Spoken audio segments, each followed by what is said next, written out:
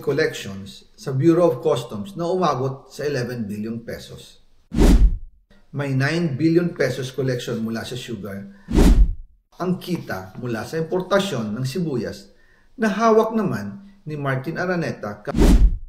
Tinawagan daw siya ni First Lady Lisa Marcos at ipinapatigil ang investigasyon. Sa First Lady Lisa Marcos mismo ang may hawak sa mga rice importers. Dahil pala sa dami ng SOP at remittance na ipinapasa sa bawat transaksyon. Ang pinakamakapangyarihang pamilya pa mismo ang sangkot sa ganitong sistema.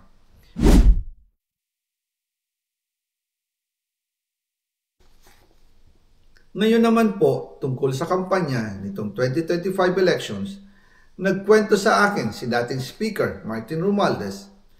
Kinausap daw siya ni PBBM sa Tacloban para tumulong sa gastusin ng mga kandidato mula national hanggang local candidates.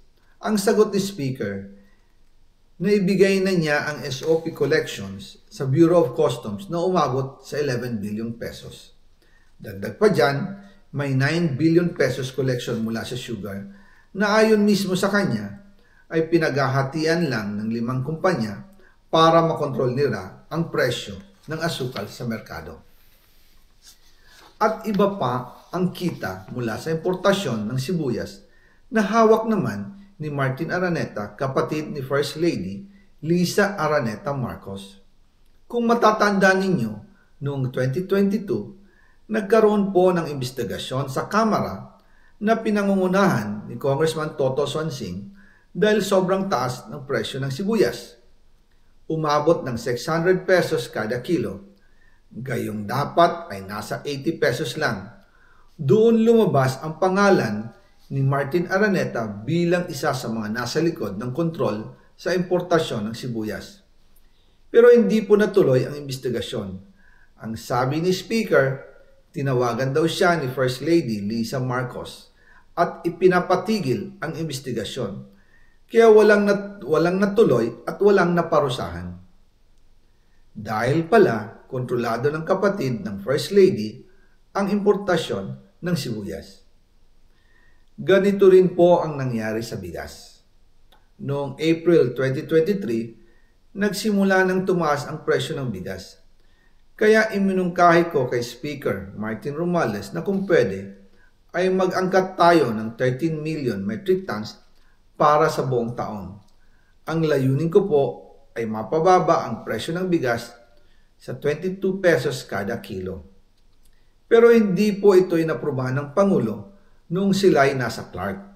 Dahil doon, sumipa ang presyo ng bigas na umabot ng 55 pesos kada kilo hanggang 2024. Noong 2024, kinausap ko ulit si Speaker Martin Romualdez na kung pwede makausap namin si Secretary Laurel Chu ng Department of Agriculture at Secretary Ralph Recto ng Department of Finance para maibaba ang taripa ng bigas mula 35% to 15%. Sinabi ko kay Speaker Martin Romualdez na kung pababayaan natin ang patuloy ng pagtaas ng presyo ng bigas at umabot ito sa 60 pesos kada kilo, siguradong magagalit na ang taong bayan. Posibleng magrevolusyon na ang mga tao at tiyak na maapektuhan dito ang mga kandidato ng administrasyon sa 2025 elections. Isa sa mga patunay na hindi na masaya ang taong bayan ay ang pagbaba ng approval rating ng Pangulo noong panahon na iyon dahil sobrang taas na ang presyo ng bigas. Nangyari po ang meeting at halos inaabot kami hanggang alas 2 ng umaga, nakikiusap, nagpapaliwanag. Buti na lang, matapos ang matagal na negosasyon, pumayag din sila. At di nagtagal, inanunsyo na rin sa publiko na ibaba ang nangbuwis sa bigas. Ngunit, matapos ang 4 hanggang 6 na buwan, hindi pa rin bumababa ang presyo ng bigas. Kahit ibinaba na ang taripa nito, Kaya iminungkahi ko kay Speaker Romualdez na magpatawag ng investigasyon tungkol sa bigas sa pamamagitan ng Quinta Committee hearings. Habang iniimbestiga nito ng Quinta Committee na pinamumunuan ni Congressman Joey Salceda, bigla na lang itong pinahinto ni Secretary Kiko Laurel Chu matapos niyang ipakita ang isang confidential report. Nakasaad dito na sa First Lady Lisa Marcos mismo ang may hawak sa mga rice importers. Ayon kay Secretary Laurel, maaapektuhan daw ang First Lady kung itutuloy ang investigasyon dahil kasama raw nila sa Vietnam visit ang ilang importer ng bigas at nag-dinner pa raw sila roon. At nung araw din yun, tumawag si Congressman Sandro Marcos kay Speaker Romualdez upang ipatigil ang House investigations tungkol sa bigas as instructed ng Pangulo. Magkasama kami ni Speaker Martin Romualdez nang tumawag si Congressman Sandro Marcos.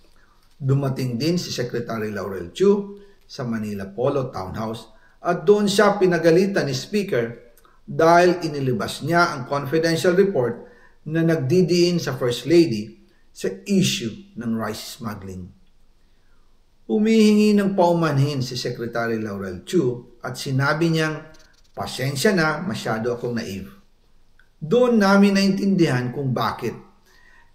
Kahit ibinabana ang import tax ng bigas mula 35% to 15%, ay hindi pa rin bumababa ang presyo sa merkado dahil pala sa dami ng SOP at remittance na ipinapasa sa bawat transaksyon. Dagdag pa po, maraming importers ng isda ang nagre-reklamo dahil kontrolado ito ng kaunting kumpanya lamang. Wala naman daw tax sa importation tuwing lean season, pero kahit ganoon, hindi pa rin sila nabibigyan ng permit to import. Ang mga kaunting kumpanya na ito lang ang nabibigyang permit to import. Dahil dito, kontrolado din ang presyo ng isda. At ito din ang dahilan kung bakit mataas ang presyo ng galunggong. Mga kababayan, hindi dapat naghihirap ang Pilipinas. Hindi dapat ganito kamahal ang mga pangunahing bilihin tulad ng bigas. At higit sa lahat, hindi dapat nagugutom ang mga Pilipino. Wala silang malasakit sa taong bayan, lalo na sa mga mahihirap. Inaabuso ang kapangyarihan. Nagiging negosyo ang pera ng taong bayan. Masakit man tanggapin, pero ito ang katotohanan. Ang pinakamakapangyarihang pamilya pa mismo ang sangkot sa ganitong sistema. Mula sa Pangulo, First Lady, hanggang sa anak, sila mismo ang nagtatakda, kumukontrol, at nakikinabang sa mga transaksyon dapat sanay para sa kapakanan ng sambayanan. Hawak at kontrolado nila halos lahat ng ahensya, kaya nagagawa nilang itago ang katotohanan. Sa mga susunod na araw, marami pa po akong isisiwalat. Maraming salamat sa inyong oras at patuloy na pag-unawa. Naway, magising tayo sa katotohanan at sama-sama nating hanapin ang hustisya para sa bayan.